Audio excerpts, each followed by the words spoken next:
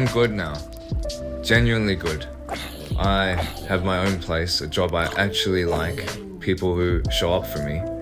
I say that first because I need you to know this story has a happy ending before I take you into the parts that weren't. Because for a long time, I didn't think I'd get here. This starts almost 9 years ago, when I was 16. My little brother Eli was 7 then, and back then, if I'm being honest, there were nights I hated him. Not the boy himself, but everything he got just for existing. I'd lie there wishing I was small again, wishing I was him, wishing someone would look at me the way they looked at him. I was a kid too, remember. I didn't have the words for favoritism or neglect back then. All I had was this ugly, burning feeling every time he walked into a room and their whole faces changed. I wasn't mature about it. I was jealous and angry, and I hated myself for being jealous of a 7-year-old. My parents weren't cruel in the obvious way. No one hit me, no one screamed. It was quieter than that. It was the kind of unfairness that doesn't leave marks, so nobody believes you when you try to explain it later. It just leaves you hollow, wondering what you did wrong to deserve less. Eli was a surprise baby, born 9 years after me.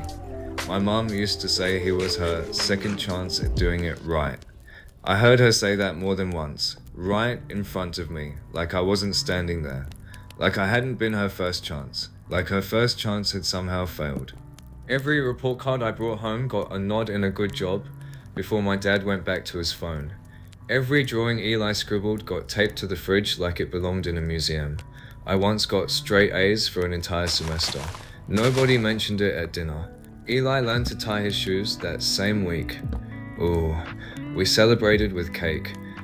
I started keeping score, even though I hated myself for it.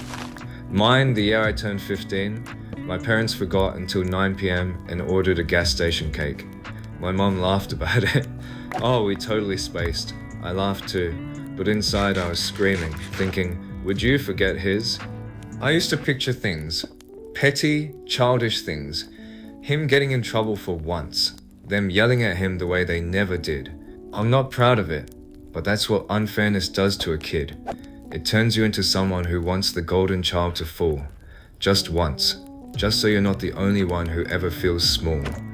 The worst part wasn't the big moments, it was the small ones that piled up like sediment. Me asking for help with a math problem and getting "figure it out, you're smart," while Eli got sat down and walked through his homework letter by letter, patiently, lovingly, every single night.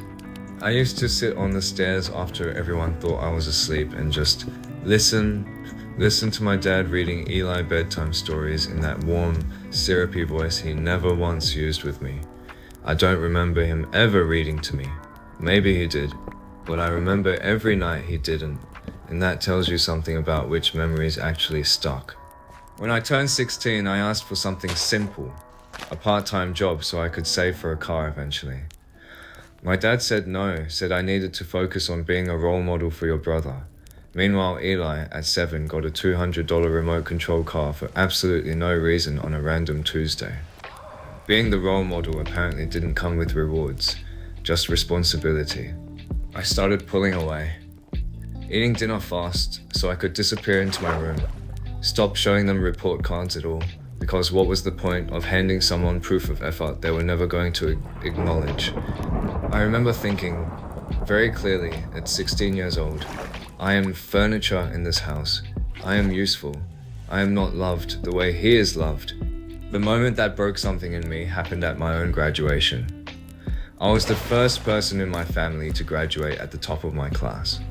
My parents showed up 40 minutes late because Eli had a soccer game that ran long and they didn't want to miss his goal. I walked across that stage and scanned the crowd for their faces and found empty seats. They arrived just as they were calling the next name after mine. My mum hugged me in the parking lot afterward and said, "I'm sure it was great, sweetie. Tell us about it in the car." Already scrolling through videos of Eli's goal on her phone, showing them to strangers nearby. I stood there in my cap and gown, holding a diploma nobody had watched me earn, and I felt something in my chest just go quiet. Not angry, just done. That night, I didn't cry in front of them. I went to my room, sat on the floor, with my back against the door, and cried the kind of cry that comes from years, not from one bad day. I wasn't sad about a graduation. I was grieving a version of parents I never actually had, the ones who show up on time, who tape both kids' drawings to the fridge, who read to both their sons.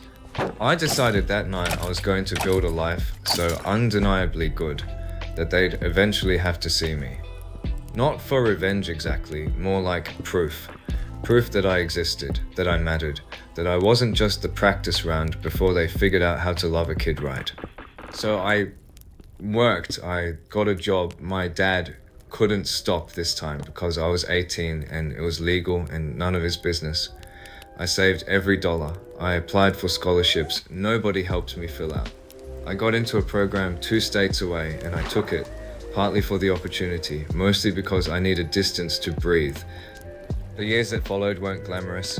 There were nights I ate ramen for a week straight and cried from exhaustion, not sadness. But slowly, brick by brick, I built something that was entirely mine. A degree, a job, an apartment with my name on the lease, friends who remembered my birthday without a reminder. Here's the sweet part, the part I still smile about. 3 years ago, my parents needed help. Financial trouble, the kind that sneaks up on people who never planned for it. And Eli, the golden child, the one they poured everything into, was 16 by then and couldn't help with a thing. Too young, too sheltered, too used to being given, never taught to give. They called me. Hesitant, awkward. My dad's voice, smaller than I'd ever heard it. And I helped them, not because I owed them, but because I wanted to know, once and for all, what kind of man I'd actually become despite everything. I sent the money. I showed up. I did what a role model does, the thing they always claim to want from me. My mom cried on the phone and said something I'll never forget. You turned out to be the one we can actually count on. I let that sit for a second before I said, calmly, that's funny considering I'm the one you barely showed up for. Not cruel, just true. The silence on the other end said more than any apology could have. Things are different now, slowly, imperfectly. My parents try harder these days, in small, clumsy ways, like they're relearning a language they forgot they once knew with me. Eli and I are actually close now, and none of what happened was ever his fault. He was just a kid too, caught in the same house, benefiting from a warmth I was never given. If you're the overshadowed one in your family right now, I need you to hear this. It's not about you, it never was. Some parents just love unevenly, and it says everything about their limits and nothing about your worth. Build your life anyway. Become someone so solid that one day they'll have no choice but to finally see you. I'm good now. I really am. And the best revenge was never making them suffer. It was becoming exactly the person they never bothered to help create.